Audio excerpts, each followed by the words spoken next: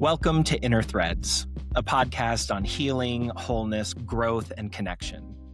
Join us for shared insights and lived wisdom as we braid and weave together our common stories and experiences to help you along your own healing path. Inner Threads is hosted by Courtney Kaplan, Jessica Luke, and I'm Bert Nelson. I'm a spiritual counselor and the executive director of a nonprofit conservation farm in Western North Carolina.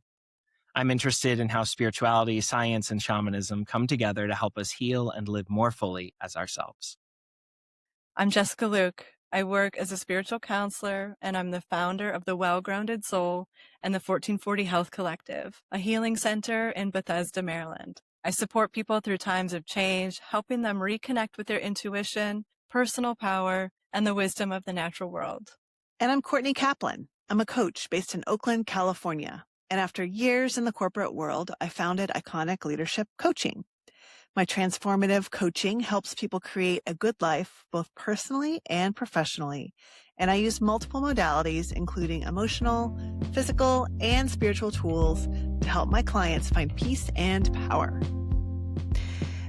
So I guess one way to open this would be to talk about how you found your path to healing. What was your way to your healing path? I feel like people in the healing arts all have some kind of relevant background, whether it's a moment or a way you were raised or someone you crossed paths with. And I'd be so curious to hear what was that initial moment that you stepped on the healing path. Jessica, do you want to go first? Yeah, I'd love to. And as I sit and think about that, it's such an unfolding path that I think started initially with my deep connection to nature around horses. I grew up riding horses competitively, and yeah, I lived in suburbia, but I spent most of my time out on a horse farm, and my family life was on the outside very perfect seeming, but on the inside was very less than perfect and not very supportive. And I found a deep support and love from horses and from nature and just being out in the natural world. And just not really being conscious of the support that was there for me, but knowing, feeling it, intuiting it. And I think I evolved that over time through some of my own traumas, just knowing that if I went out in nature, I felt better. And I would intuitively just find myself going to the woods or going to a river or sitting by a lake and feeling very supported and held. Um, I lost my father very suddenly of a heart attack in 2012 while he was visiting me here on vacation. And I feel like that trauma, that tragic kind of taking away of somebody that was very important to me very quickly, really opened up this pathway for me to explore, what happens with death and what happens with life and how do we live a more full life. And he was a really great example of somebody who um, had a very stressful career and a very stressful life and got very sick. We had cancer. And then he completely changed his whole relationship to the world and started studying Buddhism and realizing that working your way through life, and if you work harder, that path forward wasn't the path that was the most fulfilling to him. And he got a second chance. So he was able to reinvent himself and find consciousness and find deeper awareness. And witnessing that was a really profound experience for me. So when he died, I felt almost like that torch was handed over to me. It was a really unique gift to then have that opening to explore what is spirituality, because I didn't really grow up with any. We grew up in an atheist household, but I saw him as an example of exploring different religions after he survived cancer. So it's just been a really cool, ever meandering, spiraling journey on this path of healing that has awakened me in ways that I didn't even know possible, 10, 12 years ago.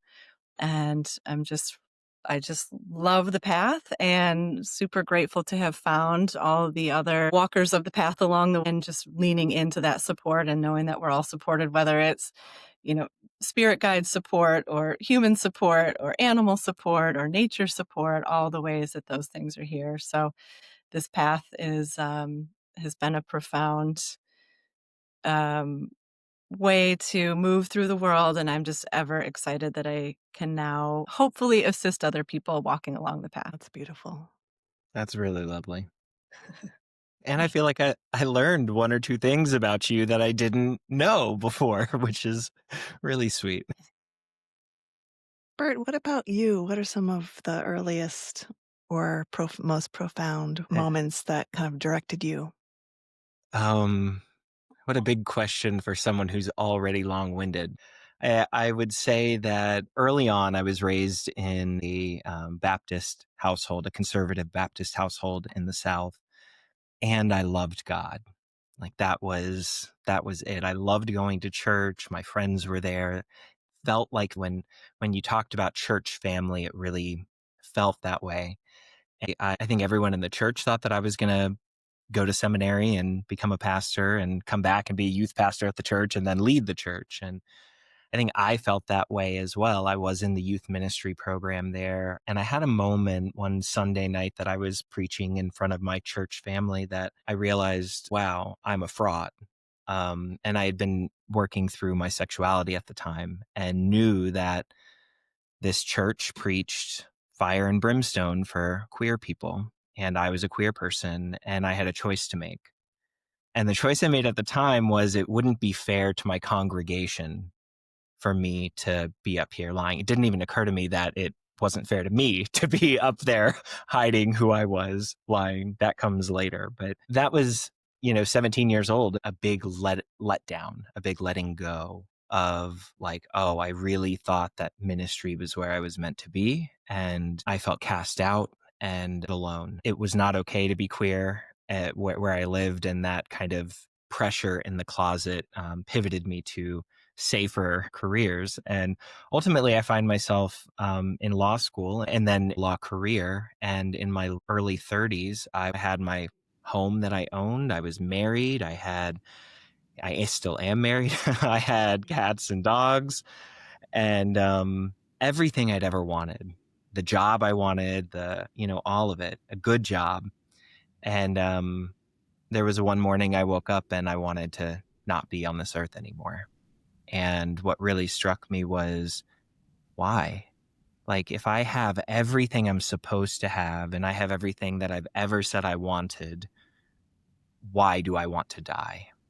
And my dogs saved my life that day. They needed to go outside and be fed. So I put them outside and fed them and got going with my day and put on the smile that's always there and went to work. And about that time, I found a Michael Pollan's book, How to Change Your Mind, and read it and grew my own mushrooms, went on my own mushroom journey, and credit that to being something else that saved my life and showed me that there was more and another way and put me on the path that brings me here today. So a lot there and a heavy story, but one of hope. We know when things aren't right. We know when we're misaligned, and we can use that to bring ourselves home. And I hope I serve as a message for that in the world. I'm learning so much about both of you today. That's really profound. Thanks for sharing that, Bert. As each of you are sharing your stories, it's so fascinating to me because we all come at it from such different angles. I mean, of course, but it's really fascinating to hear kind of the hero origin story from each of you. And for me, it was a little bit different. I grew up in the Midwest. I grew up in a household with two parents that were raised Catholic in Catholic school, kindergarten through college. 5 kids, devout Catholics. We went to church every Sunday. We went to CCD, kind of Catholic Sunday school, but they had on Wednesday nights. And my parents were somewhat involved in the church, but in kind of a community way, right? Like bringing casseroles to someone who's sick, or my dad helped with the youth ministry a little bit and volunteered with some of the programs for kids in high school.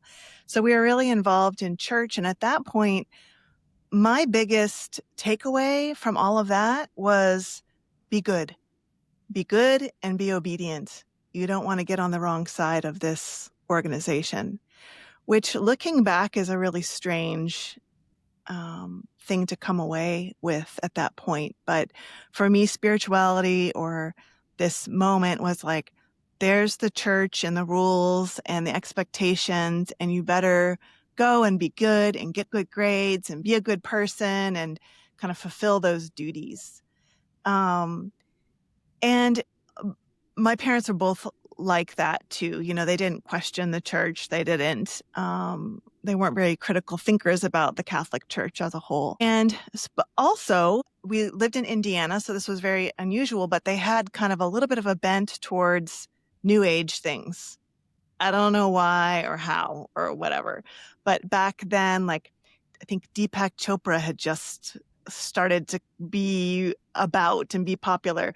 So there was like this little bit of a New Age interest that they had, which was kind of unusual and unique. And so when I was about 13 years old, my mom found out about a meditation training program given by the Jesuits in a church in Indianapolis. So it was still under the umbrella of church and Catholicism and a Jesuit priest.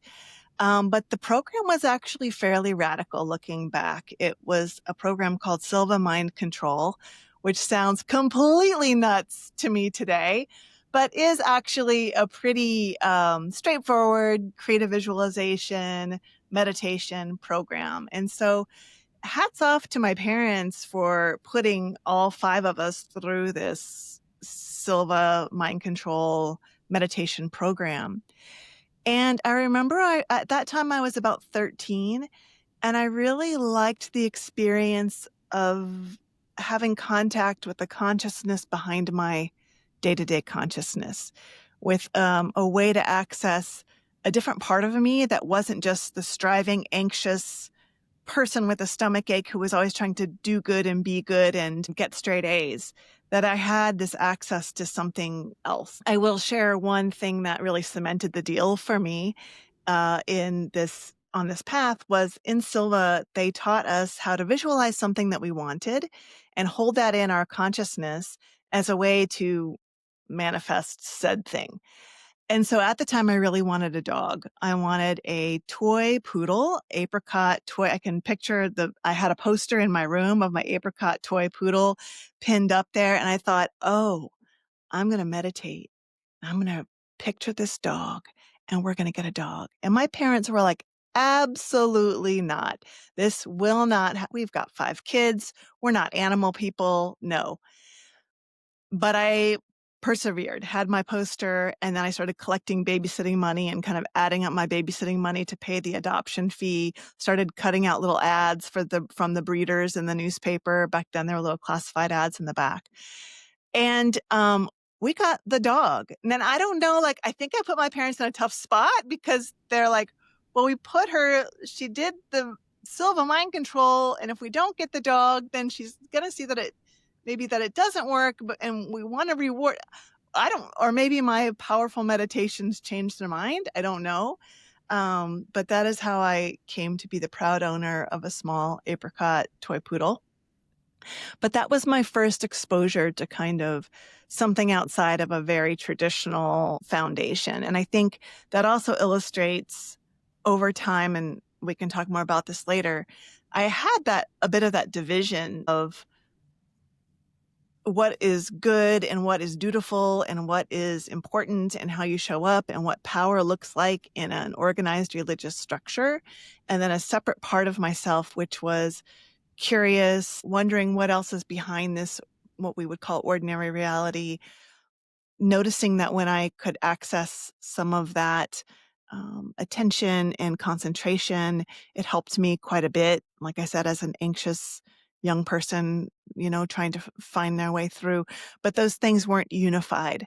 They were 2 separate experiences. How do you relate to those 2 separate experiences now? I think that's a big part of what happened. I mean, at 13 was kind of the introduction, and those 2 things were very separate. I'm going to be 55 this month, and they're very, very much integrated. I'm not part of the Catholic Church or any church, but I have a more clear understanding of the structures of power and how I relate to those structures of power. And then obviously that side of myself that's connecting to a reality behind this reality, or the presence, and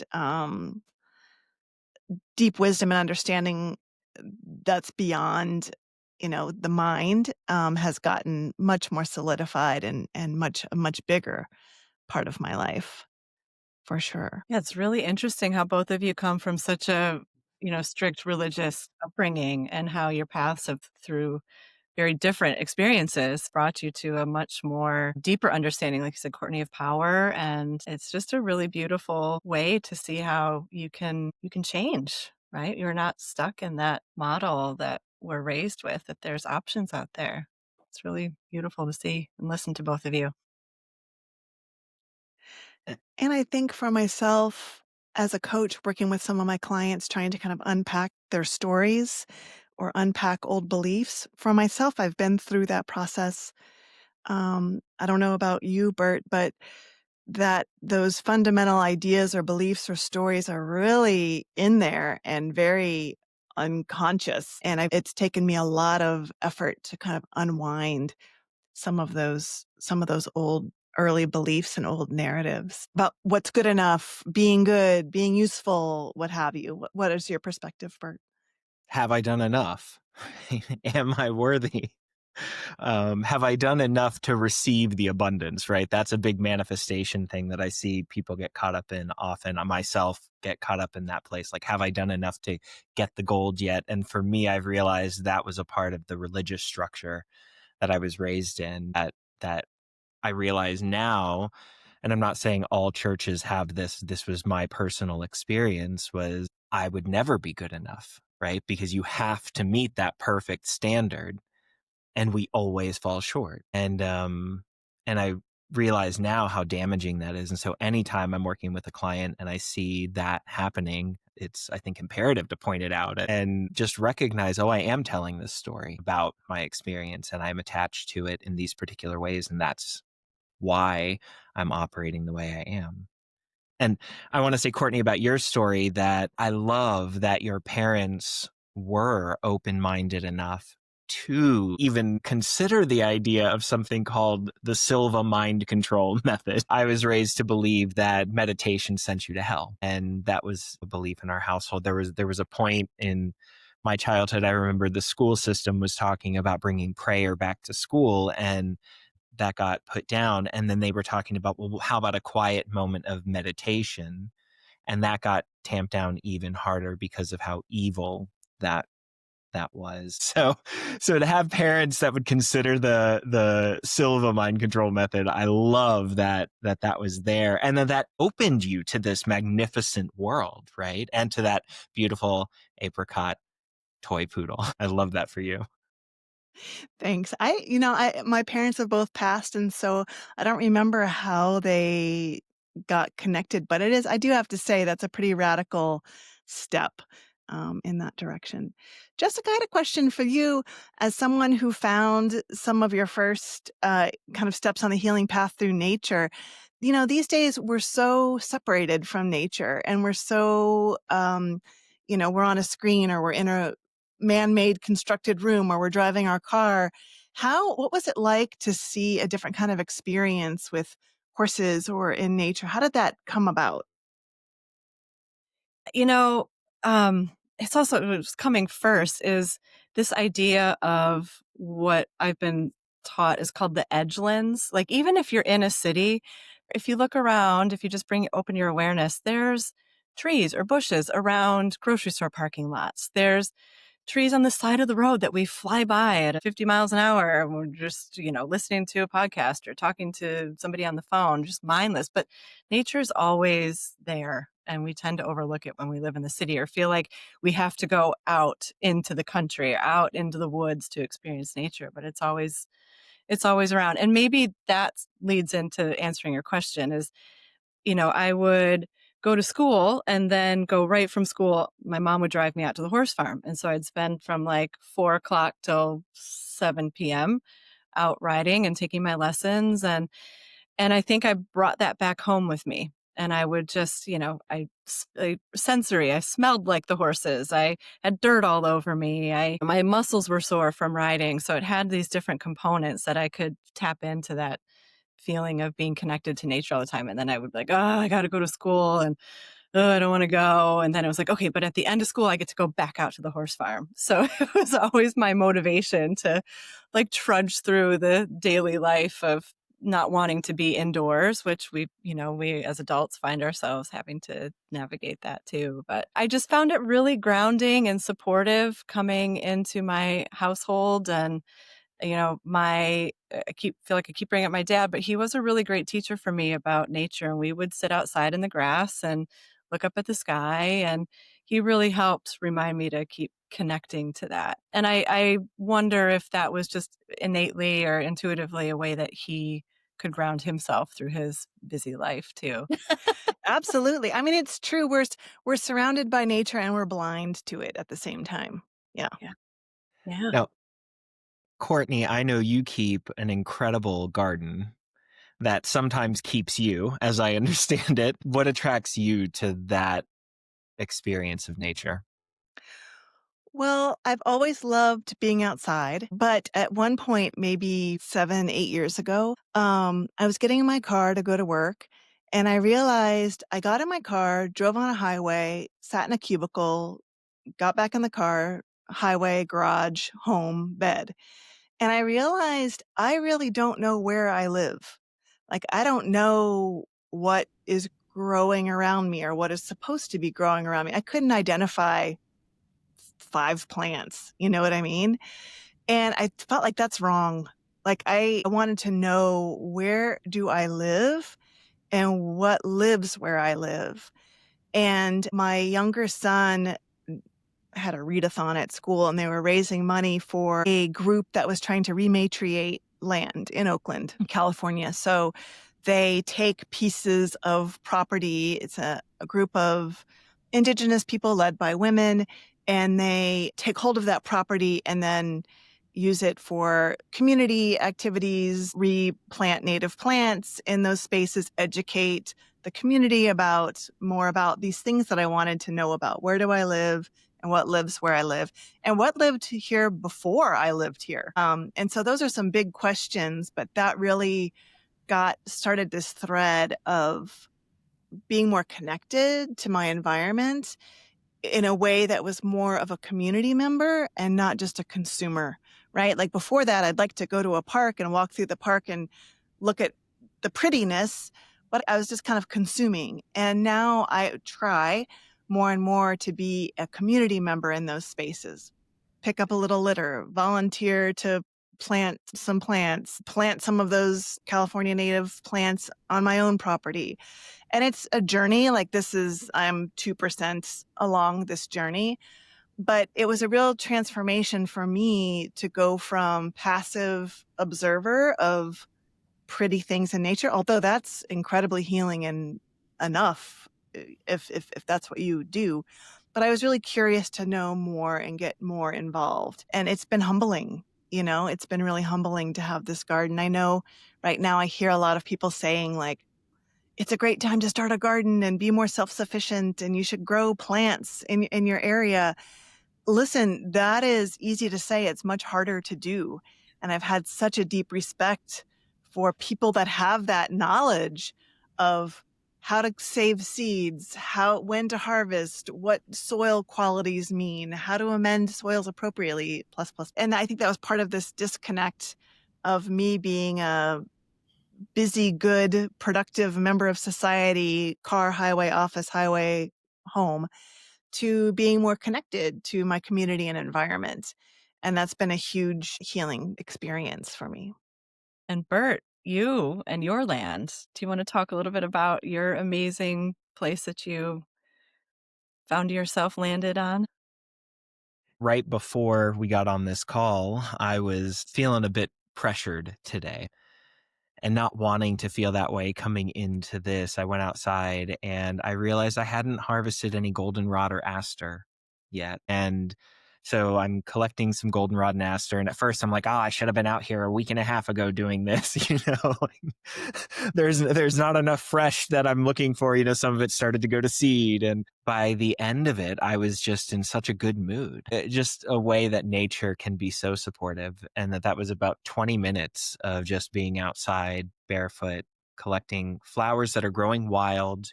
I didn't put in the effort to grow them. I've just created the space and allowed them to be there, and I felt healed. So really, that's a short glimpse. A bigger story around it, Courtney, you're talking about the education about what grows in your area, and how to save seeds and how to test soil quality and all of that. And I am at the very beginning stages of starting a nonprofit that is environmental education and conservation through animal consciousness and sustainable agriculture. And so it's these things, right? I get inspired by people like you who are passionate about it that make me want to do the thing. And I feel blessed with the land that we have here, that I feel really honored to be a steward of. And my life has completely changed. My health has completely changed since, moving from a city to moving to some acres in the middle of nowhere on a mountaintop. And of course it would. Of course it would change. And it hasn't been without its challenges, but nature has been there to support every step of the way. And it's the foundation of my entire spiritual practice. And also, I wanted to add that if you're someone who walks through a park or looks at nature and doesn't know every plant name or what have you, I didn't mean to say that that's an amazing, healing, extremely powerful way to interact and be inspired by nature. Even a flower on your desk or a little house plant can be incredibly healing. At some point, I just started to nerd out and want to know more about those things. But I do want to acknowledge that sometimes it's very overwhelming, and it's better to sit back and just enjoy nature as it is. You don't have to ask so many questions. The Yeah. dandelion on the sidewalk, right? That's the example that I always go back to, because you're right, Courtney. And thank you for that perspective, because I've already lost it. I'm so blessed to be out here that this is my reality now. And it is important to stop and find nature wherever you are, because it exists wherever you are. And Jessica, that's to your point about the edgelands, right? And how beautiful it is to stop and say, oh, there's a tree there. And that's a life, right? That is a life that is there, that we may not even be aware of, that we may not be looking at and thinking about, but it's everywhere. Yeah, that's exactly what I was going to say. Because I mean, I live in the city. I live outside Washington, D.C., and I don't have a garden, and I'm not as well educated on the native plants, although I want to. But it's like the appreciation, right? It's the appreciation of the beautiful tree, even if it just stops you in your tracks, like, wow, that's so beautiful. Or just acknowledging it as you walk by, or the flower, the dandelion. That little bit of acknowledging nature is so powerful, and it does help that reconnection to the fact that we're all nature. We're all here together, and being, whether you're on a mountaintop or in a city or in a suburb, we all have that chance to appreciate our surroundings and nurture it in whatever way, even if it's just gratitude or growing or tincturing. It's so cool how many, levels of interacting with nature we can get involved in. Jessica, you run a healing center, and I'd like to talk a little bit about healing and what does healing mean, right? And I understand you have different practitioners in your center, but when someone's coming to a healing center, what does healing mean? What does that mean to you? I really believe that healing is a reconnection.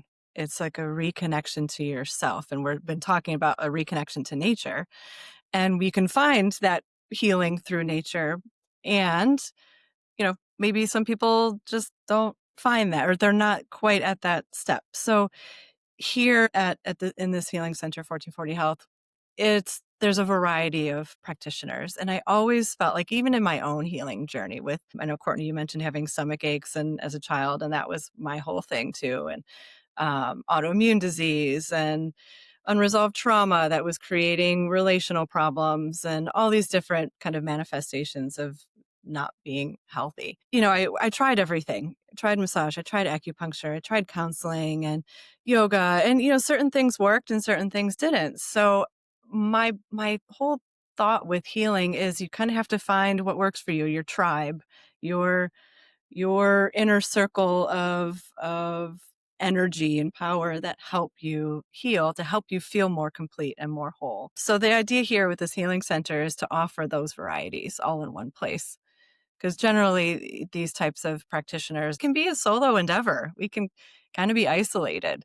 So it was just a way to help bring people together and offer different things to hopefully encourage each patient or each client that walked through the door that there are options for wholeness. There's options for healing, that there's ways that they can explore something that may seem a little out of their comfort zone. Like spiritual counseling is out of a comfort zone for a lot of people. But once they step into it and they're like, wow, I feel so much more empowered, more grounded, whatever it is that they come away with. It is that to kind of just put it all back in, is that healing is a coming to wholeness and understanding where those kind of parts of you, whether it's a physical part or a mental part or emotional part or spiritual part, have kind of gotten separated from you.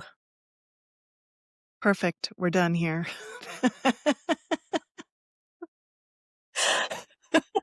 Can I pick up there Yeah, and absolutely. keep moving? Because I mean, I couldn't agree more, Jessica, that it is, I think about it in terms of separation, and separation from self being kind of the core separation wound. But we see it all around. We see symptoms of it when we look at someone else and feel hate. That's a separation from our humanity. And maybe we can come back to ourselves. And that's a big example in today's world, especially, I think. But I work with clients to help them know themselves. Like, that's really what it boils down to. And as you know yourself, really, truly, authentically, you come back home.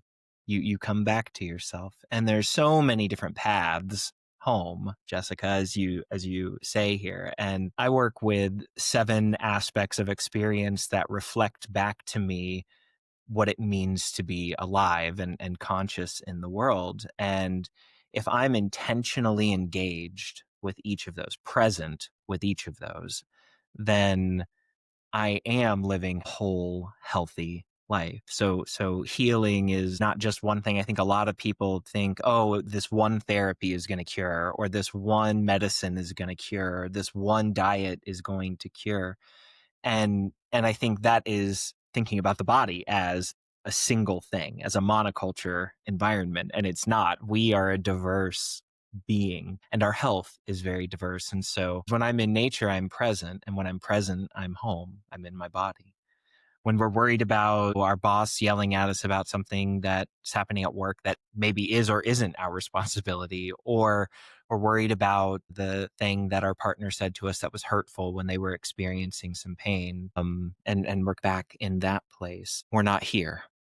We're not now, and nature helps us be here and now. Physical health is an aspect of that too. And, the food we put in our bodies, the way we move our bodies, so important to our physical health, to our mental health. And these are things we know, and yet a lot of people aren't doing it. And so that's part of this healing message too, is knowing it isn't enough. Getting it and understanding it isn't enough, that life takes action and choice, and that we choose our health. That's not to say that we choose to get cancer, right? I'm not saying that at all, but I am saying that if we can begin to think about every breath, every choice we make as having an impact on our health, then we have a lot more influence on our health than we think we do. I love that. I love that. I want to hear more about the 7 components that you look at in your practice. I think that's fascinating. For me, when I think of what is healing, I think back to my own struggle of trying to be good, trying to be useful, trying to be good enough, and seeing, I think a lot of us experience this in trying to be good and getting good grades or getting a good job or doing a good job. you become rewarded by our culture, right? You get gold stars, you get on the honor roll, you get a better job, you get promoted, which at first feels great. But as you were saying, Bert, you start to kind of, your power and your soul's intent gets a little twisted because you're really at the service of other people around you and you're not aligned with your own power in that way. And for me, as an anxious kid who always kind of had that electric fear underneath anything I was doing, hoping someone didn't get mad, hoping I didn't disappoint someone, hoping I didn't get it wrong, not wanting to make a mistake, which I think is also compounded for women sometimes, of being good or being nice and being quiet. All of those things are kind of expectations kind of piled on. You start to really separate from your own power. And so by the time I was in my mid to late 20s, I knew something wasn't working, but I didn't know how to articulate that. And I couldn't have said what was wrong. I just knew something was wrong or that I didn't want to live that way anymore. First, the physical health, anxiety, stomach aches, insomnia. I had a lot of allergies, that kind of thing. But secondly, just like looking around and seeing that I would continue to make the same mistakes again and again, but not knowing why or what was driving that. So for me, healing was that reconnection. Like you said, Jessica, reconnecting to who I actually was or the power I actually had or the discarding the stories I don't want to live with anymore. And so for me in my work today, a lot of my clients are ambitious, talented, quote unquote successful, but also have a side where they're very miserable or very upset. And in a lot of ways, I think like corporate life can be a path to spiritual evolution. Like we have the bad boss, we have the unrealistic deadlines. We're like doing what we can to get that bonus, but why did we want the bonus? The promotion didn't seem exactly like I thought it was going to be, and I'm still just as unhappy. So let's dig into that and see what's really driving that and how can we reconnect you to your values, what's most important to you, what you're trying to take care of in your own life. And that connection, that reconnection to the things that are most important to you and the things that you want to take care of, that's healing. That's healing. That suddenly makes you reorient towards family, friends, nature, beauty, whatever those values are for you. And that unlocks an incredible amount of energy and goodwill and friendliness towards the world and possibility and creativity and plus, plus, plus. And you might be able to still stay at your job or stay in the same profession. You're just doing it differently. And so I think sometimes when people hear healing, they're afraid that something profound is going to have to change, which it does, but that they'll end up in a cave meditating 23 hours a day. And that's not necessarily the outcome. It can be, but it's not necessarily the outcome. We all live in a modern world and we need to make our way and pay bills and have car insurance and all those kinds of things. So for me, that healing of just starting to reconnect to those parts of ourselves that we probably lost a long time ago and probably didn't realize it was happening when it was happening, that reconnection is incredibly empowering and just opens up a whole new world. Yeah, a theme that I hear between both of you is just kind of like this sense of agency. Like Bert, you were talking about choice and Courtney about power, like reclaiming back this agency over our own self and our own healing path. And what's making me think, because here in the city, in this facility that I work in, there is an overarching theme of people very heavily reliant on Western medicine, on what the doctor is telling them to do. And it frustrates the Jesus out of me because I feel like Western medicine is all about eliminating pain. Like, what pill can we give you?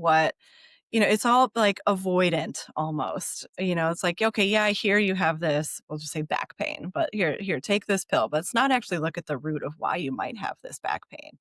And it keeps people stuck in this cycle of giving over their agency, their choice, their power to this medical world.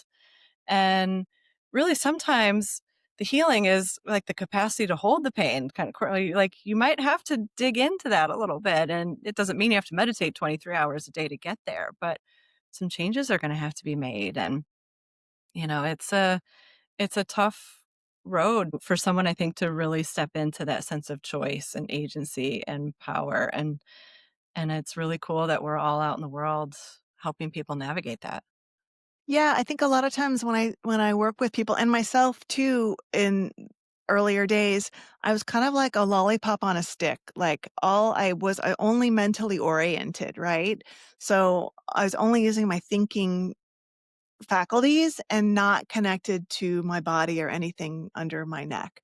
And so I think when you're in that orientation, and our culture is heavily mentally oriented, you want to hear what sounds logical or what the doctor says and what the teacher says and what the boss says. And it's very oriented towards this analytical thinking mind and very disconnected from a somatic body knowing or a spiritual knowing or a connection with nature and the beauty around you. Like it's a really limited perception. Um, and that is just the flow we're in, the culture we're the kind of the current and the flow that we're all kind of bobbing around in.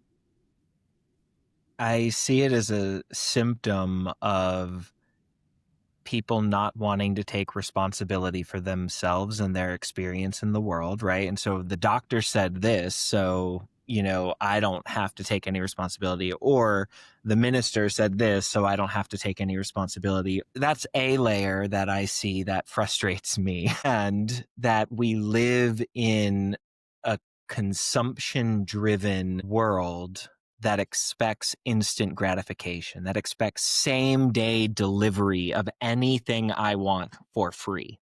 How many systems do we have set up in our capitalist system to deliver something to you immediately? And with medicine, it's the same thing. I'm going to take this pill and it's going to make me better right away. And if it doesn't, something's wrong with the pill, not with me. I'm not saying surgery isn't a necessary thing. It absolutely is a necessary thing. And I think we often don't consider how traumatic the cutting into the body is. This thing didn't happen overnight most of the time, right? Whatever the illness is that's being cut out, but we expect it to be gone immediately. There's, I think, a way that we are not considering our own experience here when we're reaching for these external solutions to make us feel better. And that's a symptom of people not being present in the world. But when we take that responsibility and we take that agency and we use our choices, then we begin to see that, oh wait, I do have more power than I thought I had. And that is what is so amazing about taking your power back and standing in your power in this way. Yes, I have two things. I think that's right on. And I think that the word responsibility kind of has a negative connotation sometimes, in that you should be responsible means it's your fault. Like there's a blame attached to it. Well, you're responsible, it's your fault. When really responsibility is your ability to choose a response, your ability to have a variety of choices that you might choose. And so I wish that we could rebrand responsibility so that it conveys that empowerment that's there and not just a blaming. And I think the other thing you touched on so eloquently, Bert, was we expect something outside of us to fix us. That's what our culture is oriented towards, right? That we're marketed to, you've got a pain, this will fix it, or this one's better. And the solution is outside of us, and the solution will be there overnight or next day delivery, or call Instacart, it's there that afternoon, or what have you. So when we're oriented towards all solutions being outside of us, we lose the opportunity to investigate internally and reconnect to some of the wisdom and honoring some of our own experiences and knowing a little bit more about the specifics of our own experience that can only happen if we reflect internally and allow ourselves, our deepest, kind of most holy part of ourselves, be part of that conversation, beyond symptoms or something that we can buy and have delivered. Yeah, what's making me think, what are some of the blocks for people to go doing that inward like, yeah, they're relying on a doctor to say, take this, or, media to say, try this, medicine or this pill. When really, like you were saying, Courtney, the answers can be within. Like, what are some of the blocks to people entering into that inward path? Great question. Bert, you have some thoughts?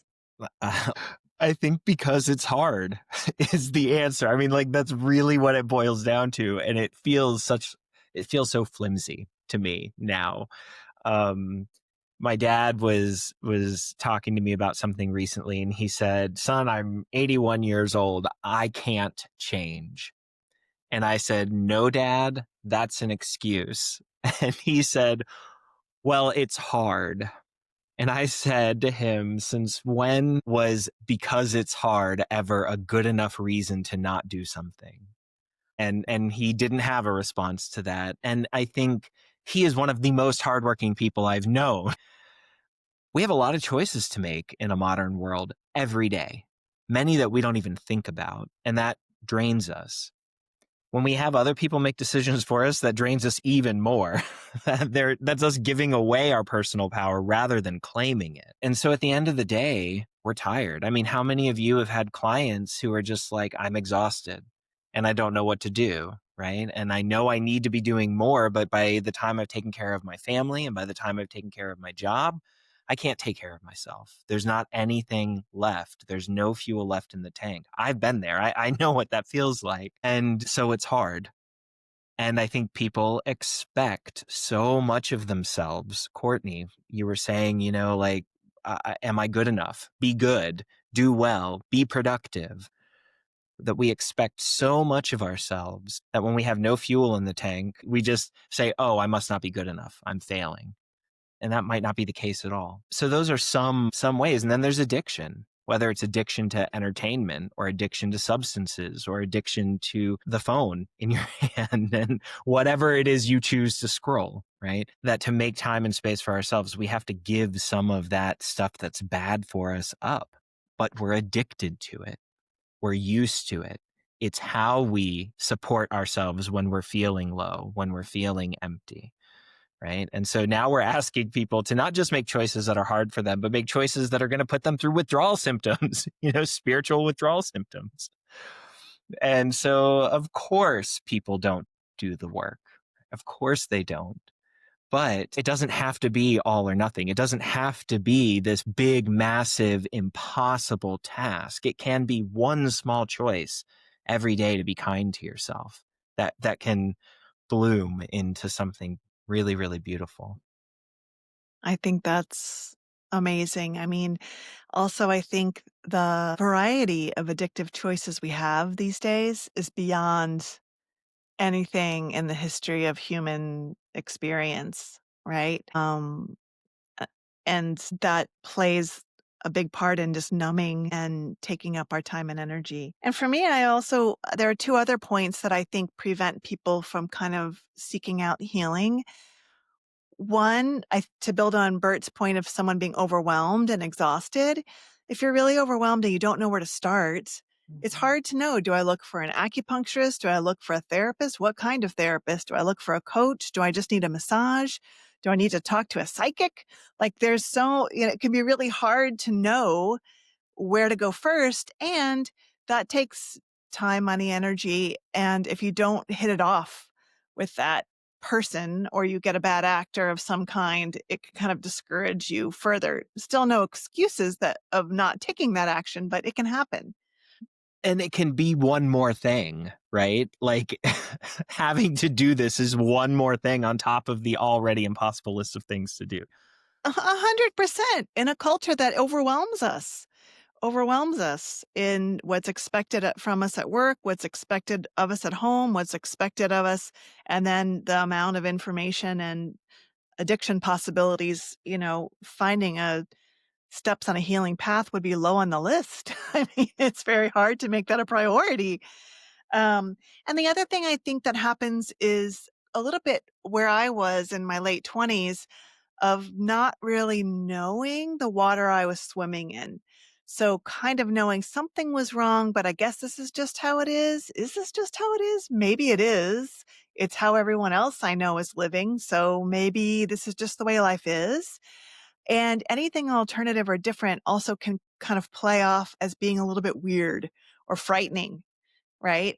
Bert, when you said even mentioning we might meditate in our schools, a moment of meditation, and having such a severe reaction to that, those kinds of responses can live with us for a long time and kind of say, well, I'm suffering, but if I talk to a therapist, that means I'm I've got a lot of problems. I don't have a lot of problems, so I don't think I need a therapist.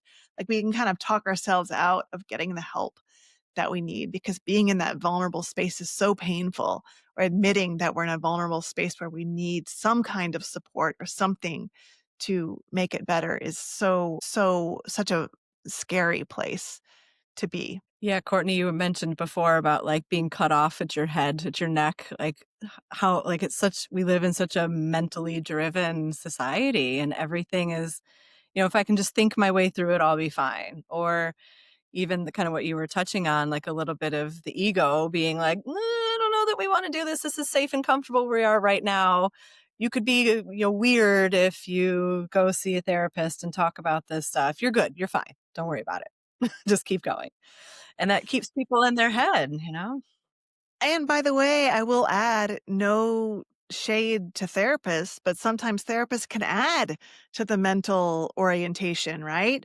Let's talk. Let's talk about it some more. Let's talk about it some more. Maybe we can do some behavior change. It's still very mentally oriented where I want to say, kind of get into it because I think Bert, you, Jessica, and myself also do a type of healing work that is beyond the mental orientation, right? All of us could speak to many modalities of healing that are beyond talking to a counselor or talking to a therapist. Again, no shade if that's where you start, but the type of healing that can be really transformational and really open up totally new pathways might feel like a stretch. It's going to feel uncomfortable.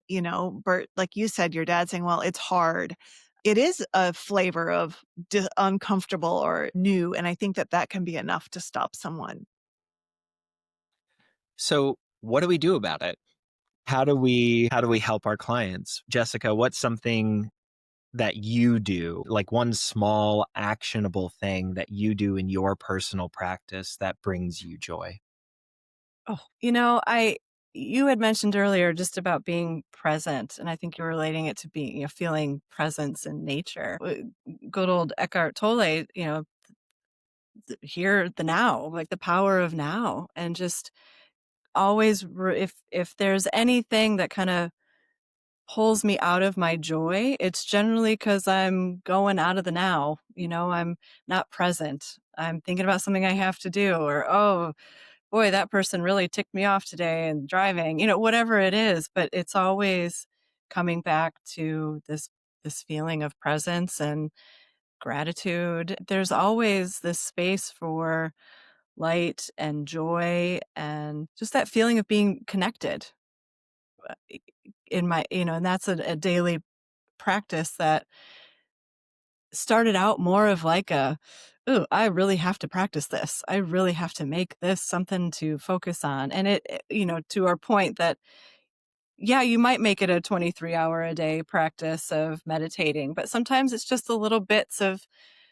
bringing that awareness back to the present. It's that muscle, right? We're flexing that muscle, and the stronger that muscle gets, the more it just stays strong. You don't have to keep routinely over exercising it. It just becomes a stronger muscle. That's beautiful. For me, it's hope. It can get better. It doesn't have to be this way. And I think a lot of us don't realize that. in one of the coaching trainings I did, one of the questions they posed was, how long will you suffer until you ask for help? How long do you allow yourself to suffer until you ask for help? It's a long time. I will suffer for a long time before I would ever consider asking anybody for help. My God. And so knowing that there is help available, things can get better. There are different ways of approaching your life or your problems or your opportunities or your struggles, and it can get better. And I think even being able to hold that hope can make a big difference and open a path forward. I think for me, it's got to be play. And that is such an unfairly broad term. I used to go to art or creativity, and so many people say, oh, I'm not an artist. And play is really kind of at the core of even the creation, the art. If we can bring a sense of joy to every activity in our life, what a gift that is, and what a weight is lifted from that activity. One of my favorite chores to do is the dishes in the morning. We don't have a dishwasher here, and so I am the dishwasher, and it's one of my favorite moments of my day. I get to wake up, I get to feel the warm water running over my hands, especially in the wintertime. That's nice. I get to look out the window and see the smoke of the mountains, rolling around. And I used to be like, rah, rah, rah, grumble, grumble, grumble, grumble. I've got to do the dishes, try to get through it as quickly as possible. And there was no play there. And with play came presence and joy. And now it's something I look forward to doing. So long answer, but find whatever your play is and let yourself do it. I love that. I love that. Well, closing words. I think that those were beautiful ways to kind of think about first steps on a healing path or a healing journey or what might be possible. Any last words from either of you? This has really just been such an incredible joy. And I hope that anyone listening feels the love here in this container, because it is deep and warm and supportive, and I am so grateful for it. Yeah, it's great that you say that, Bert, because I just, hearing about our little healing paths just very quickly that we've been on, and to know how expanded each of our hearts are here. And that's because we've chosen to walk this path and do the uncomfortable things and step into this with curiosity, with love, with compassion for ourselves. And it's incredible. I have chills. Just, it's so cool to know that we're all kind of on this, gotten through some really chunky stuff, and anybody can do it. We're not special in any way. And we just made that choice to grab onto some great sources of power and support, and just hold our sense of self with agency and compassion. And it's just really cool to be here with you all. And I hope that we do inspire even just one person to take that step onto the path of healing and wholeness. Yeah, thank you, Jessica and Bert, for being with me in this conversation. Been so it's been so informative, and it's been so inspiring. And I'm so happy to have people like the two of you and many others in my life who are on this healing path and kind of part of our healing community. And there's room for many more. The door is always open. And especially in times like this in the world, I hope that we open an opportunity for people to see there are other possibilities, there are other narratives, there are other ways to live your life and move forward with more joy, more play, more connection to nature, more connection to yourself. And it's quite the adventure. So if you feel inspired to do it, by all means, give it a whirl. Thanks for listening. And don't forget to check our show notes for links and resources from today's episode. And if you enjoyed this episode of Inner Threads, consider sharing it with a friend. Your ratings and reviews help others like you join the conversation. And if there's a topic or question you have that you'd like to hear on Inner Threads, drop us a line. We love hearing from you.